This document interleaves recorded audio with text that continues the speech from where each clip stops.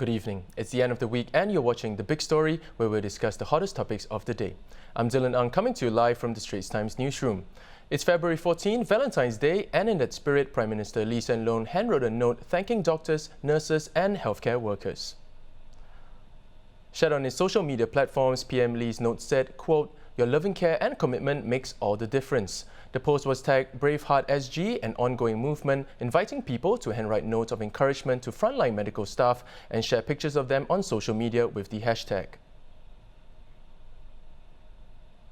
Now, earlier today, Prime Minister Lee warned that a recession may be headed our way.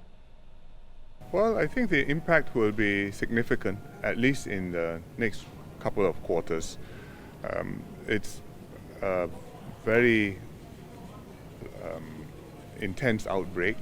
I think it's already much more than SARS, and economies of the region are much more interlinked together. China particularly is a much bigger factor in the region, and therefore I can't say whether we'll have a recession or not.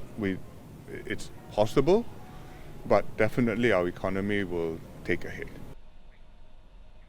Now, Prime Minister Lee was speaking to reporters at Changi Airport, where he touched down there to show his appreciation to frontline workers. Here's Multimedia journalist Kimberly Jow with more.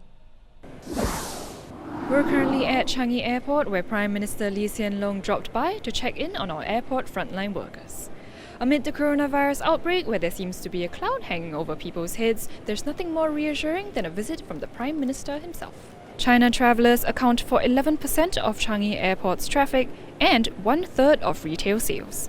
Now, traffic between China and Singapore has come down significantly, with flights shrinking 70 to 80% and traffic volume down by 60 to 70%. Today I came to visit Changi Airport because Changi is on the front line as the travel industry has been substantially impacted. The flights are down by 1/3 and the shops here are hard hit. And at the same time, the crews have to keep the airport running and stay at their posts and keep Singapore open for business. Spending about 1.5 hours here, PM Lee spoke to a wide range of workers, ranging from those handling baggage to cab drivers. So I had a chance to talk to the baggage handlers, I had a chance to talk to the taxi drivers, talk to the ICA staff, all the different functions in the airport, the people answering, giving public information, the people who are manning the shops, the cleaners, the medical team at the airport, to make sure that they are all right and to let them know that we are standing with them. And I'm glad to know that they are in good spirits.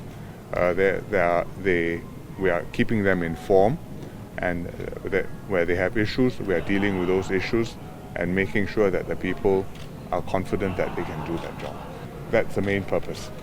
Now, it's not just the visit and encouraging words from the PM. Changi Airport Group has also introduced measures such as long-lasting disinfectant, 1,000 more hand sanitizers, and enforcing temperature checks for passengers in a bid to protect the health of airport workers, passengers, as well as visitors. Kimberly Jow for the Straits Times.